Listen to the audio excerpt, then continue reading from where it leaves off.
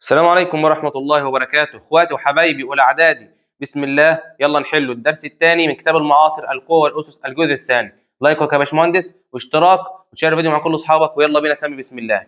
بيقول لك اللي ما سمعش شرح الدرس يروح يسمعه يا باشمهندس، هيلاقيه الدرس مشروع في 10 دقائق، يعني مش هياخدوا منك ده سرحت على 2 يعني 5 دقائق، يعني هتفهمه بسرعة وتيجي. احنا لخصناه في الضرب بنجمع الاسس، وفي الطرح وفي القسمة في الضرب بنجمع الاسس، وفي القسمة بنطرح الاسس. طيب بسم الله، بيقول لك اكمل مما يلي. 4 اس 2 5 في 4 اس 2، هاخد اساس واحد اللي هو 4 واجمع الاسس تبقى 4 اس، برافو، اس 7.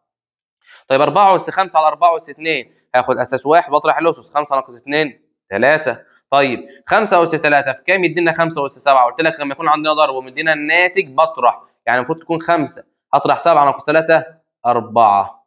ليه؟ عشان لو عايز ارجعها لاصلها 5 اس 3 في 5 اس 4 في 5 اس 7، كلام مظبوط. طيب بقول لك كام في 3 اس 4؟ يدينا 3 اس 10، اكيد 3 اس 6، ما انا في الضرب بجمع الاسس، 6 زائد 4 يدينا 10. بيقول لك 7 اس 3 على كام؟ تدينا 7. السبعه دي يا باشمهندس اسها واحد، اكيد على 7 اس 2. ليه يا استاذنا؟ عشان في القسمه بطرح الاسس، 3 ناقص 2 تدينا 1. طيب كام على 5 اس 3؟ تدينا 5 اس 7. بطرح الاسس، اكيد 5 اس 10. ليه؟ عشان 10 ناقص 3 هتدينا 7. كلام جميل. اللي بعد كده بيقول لك يا باشمهندس انا عاوز اكس. اكس في 3 على 4 اس 5، ضرب، يبقى اكيد اكس 3 على 4 اس 2. اس كام؟ اس 2. ليه؟ عشان في الضرب بجمع الاسس، 5 زائد 2 تدينا 7. نصف العدد والله شارحها، بقسم على 2، يعني 2 اس 10 على 2. طيب لكنها 2 اس 1، يبقى الاجابه 2 اس 9. 10 ناقص 1 9. ضعف العدد بضرب في 2، يعني 2 اس 10 في 2، دي 2 اس 1 تبقى 2 اس كام؟ برافو، تبقى 2 اس 11. بيقول لك 2 اس 10 في 2 اس سالب 10 تدينا كام يا باشمهندس؟ اي حاجه في معكوسها الضرب بتدينا واحد، يبقى الثلاثه دي اس، برافو، 3 اس صفر. ليه اس صفر؟ عشان دول يطلعوا بواحد يا باشمهندس، دول قيمتهم واحد. طب 3 اس صفر، اي حاجه اس صفر بواحد. طيب بيقول لك 2 اس اكس اس سالب 2 في واي اس سالب واي اس سالب 3، بتساوي 2 على اكس تربيع واي تكعيب. عملت ايه؟ نزلتهم في المقام بالموجب، ما عملتش اي حاجه يا باشمهندس. بيقول لك انا عاوز قيمه ايه يا عم، تعالى نجيب لك قيمه ايه. في الضرب بجمع الاسس، اكيد ايه هتبقى 5 اس 4. ليه؟ 5 اس 3 5 اس 4 ب 5 اس 7، يبقى ايه؟ ب 5 اس 4. طب قيمتها 625، وعاوز قيمتها يا باشمهندس، ركز بقى. طيب بيقول لك اوجد الاس المفقود. ايه اس كام في ايه اس 7؟ يدينا ايه اس 9، اكيد ايه اس 2. ليه؟ عشان في الضرب بجمع الاسس. طيب عندنا يا باشمهندس دي اسمه، يعني اكيد في البسط 7. ليه؟ 7 ناقص 4 تدينا 3. طيب كلام يحترم. كيو اس سالب 3 في كيو اس 3 تدينا 1، اي حاجه في معكوسها الضربي بواحد.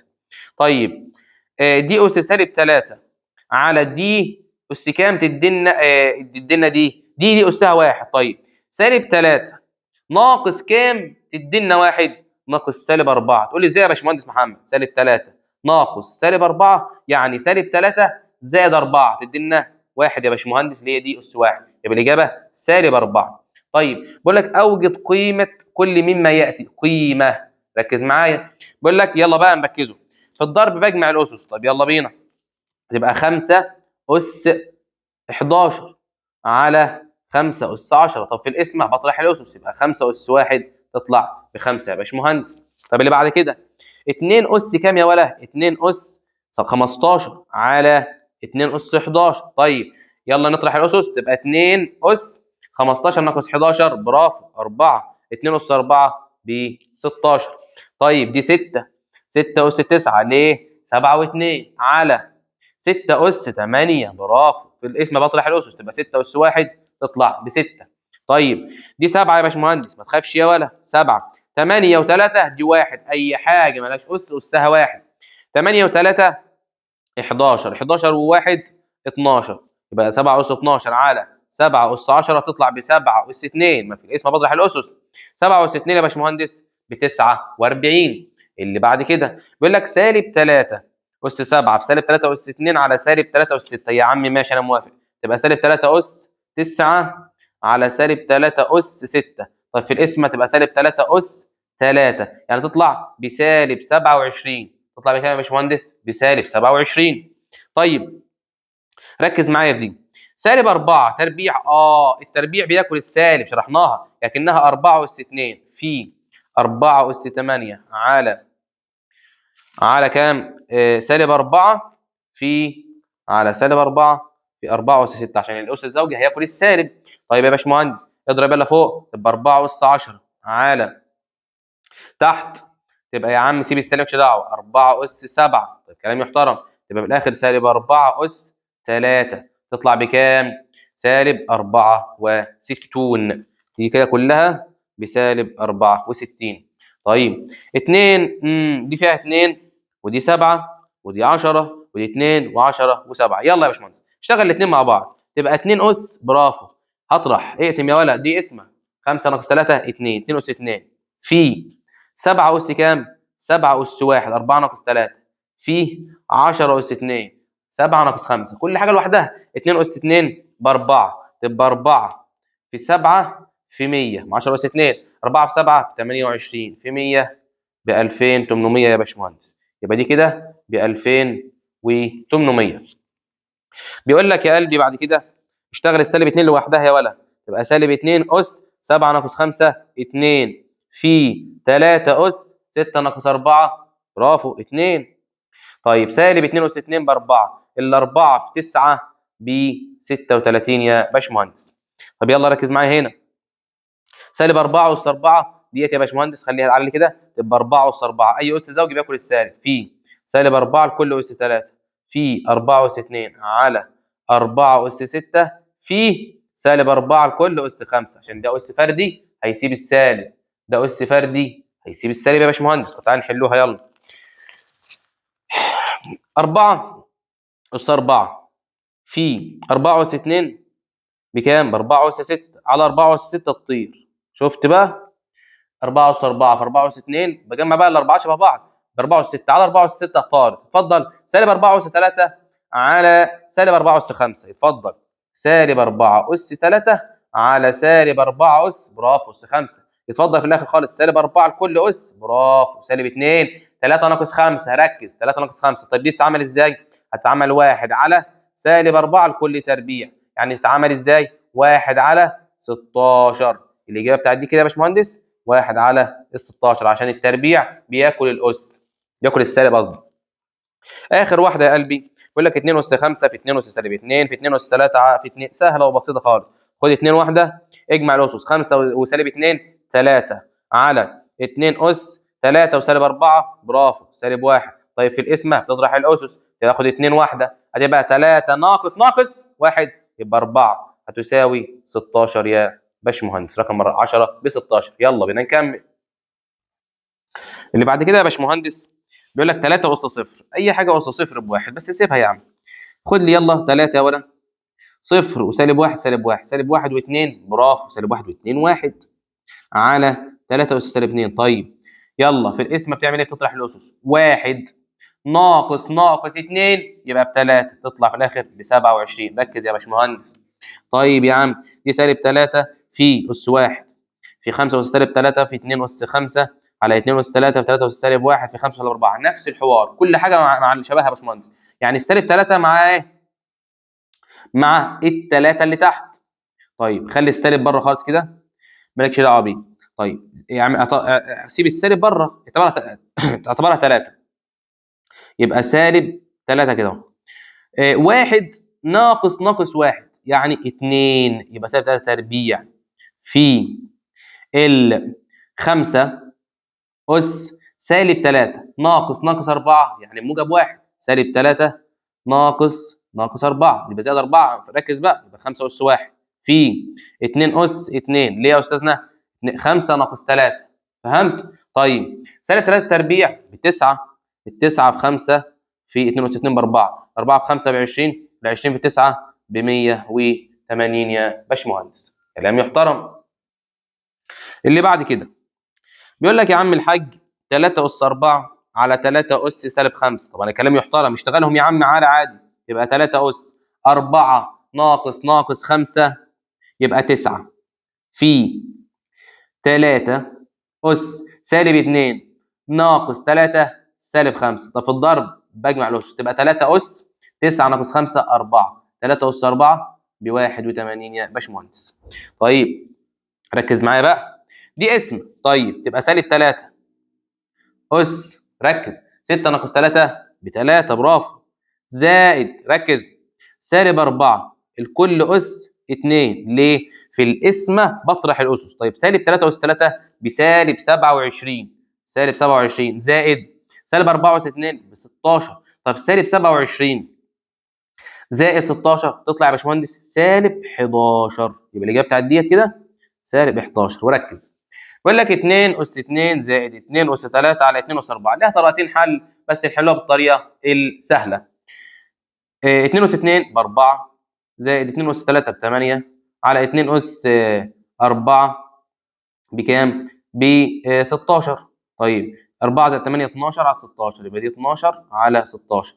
طيب يا باشمهندس في طريقة تانية ازاي بقى؟ هقسم تبقى 2 أس 2 على 2 أس 4 زائد 2 أس 3 على 2 أس 4. طيب كلام يحترم. آه كده الايه؟ الاساس متوحد. طيب خد 2 اس 4 في الاساس واجمع البسط، هي يا عم 2 اس 2 زائد 2 اس 3 هي اللي جايبها، اللي هو جايبها اساسا. طب 2 اس 2 ب 4 على 16 زائد 8 على 16 تطلع ب 12 على 16. اللي بعد كده يا باشمهندس بيقول لك 2 اس 6 على 2 اس 3 يعني هتبقى 2 اس 3 زائد سالب 1 اس 5. طالما الاس فرد يا ولا يبقى تسيبها سالب 1 زي ما هي. 2 أس 3 ب 8، 8 ناقص 1 يطلع ب 7. طيب ركز معايا بقى تركيز من نار. أول حاجة يا باشمهندس خلص لي كده اللي جوه القوس. 3 أس سالب 3 بكام؟ بسالب 7. لا غلط غلط غلط غلط، ده بواحد على السالب 1 على ال 27، 1 على ال 27 زائد 1 على ال 81. طب كلام يحترم، سيبها ديت. اي حاجه اس صفر بواحد، هي حاجه اس صفر بواحد. 12 ناقص 1 ب 11، تبقى 11 زائد 1 على 27، 1 على 27 زائد 1 على ال 81 تطلع ب 4. 4 على 81 دي 4 على 81 في 11 تطلع ب 44 على 81، دي كده ب 44 على ال 81 يا باشمهندس. شفت الغلطه يا باشمهندس؟ هي المفروض زائد مش ضرب، دي زائد يا حبيبي. يعني هي 4 على 81 زي ما هي، يبقى 11 زائد 4 على 81 يبقى 11 و4 على 81. سيبها زي ما هي كده وعدد كسري، يبقى الاجابه 11 و4 على 81. عشان انا ضربت غلط هنا جمع. طب اخر واحده 16 ناقص 15. طيب سالب 2 اس سالب 3. طيب كلام جميل. سالب 2 اس سالب 3 يعني 1 على سالب 2 لكل اس 3 يعني سالب 1 على الثمانية. يبقى 15 ناقص سالب 1 على 8. طيب يا عم ماشي، يبقى 16 ناقص 15 ناقص سالب 1 على الثمانية هتطلع ايه في القوس؟ تطلع المفروض 7 على 8. دي طلعت يا باشمهندس 7 على 8. فهمت؟ يبقى عملت 15 ناقص سالب 1 على 8 وعملت 16 ناقص ده كله وطلعت ب 7 على 8. بيقول لك اختصر لابسط صوره. يا عم تعالى نختصره يعني هنخافه. بيقول لك يا باشمهندس هنا اي اس 7 في اي اس 8 في اي اس 2 على اي اس 3. طيب اشتغل اول حاجه الضرب تبقى اي اس 7 و8 15، 15 و2 17 على اي اس 3 و9 12، 12 و5 17، اي اس 17 17 تطلع بواحد. هنا اكس اس 18 ليه؟ في الجمع في الضرب بجمع الاسس على اكس اس 8 هتطلع في الاخر باكس اس 10 بطرح الاسس.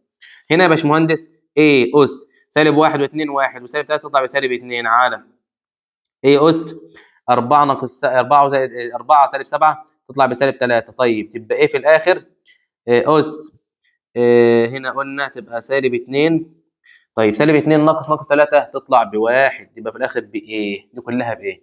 طيب ديت a اس 4 سالب a اس 4 يعني كانها a اس 4 عشان الاس الزوجه هتري السالب، تبقى a في a اس 6 على سالب a لكل اس 5 في سالب a لكل اس 3. طيب يا عم كلام محترم، خليها a اس 10 على سالب a اس 8، في الاخر هتطلع ب a اس 2 تبقى ب a تربيع. هنا يا باشمهندس هتبقى اكس اس سالب 6 و سالب 2 سالب 8 على اكس اس سالب 7. طيب في الاخر تبقى اكس سالب 8 ناقص 7 هتطلع بسالب 1، اكس اس سالب 1 يعني بواحد على اكس، فهمت؟ اكس اس سالب 1 بواحد على اكس.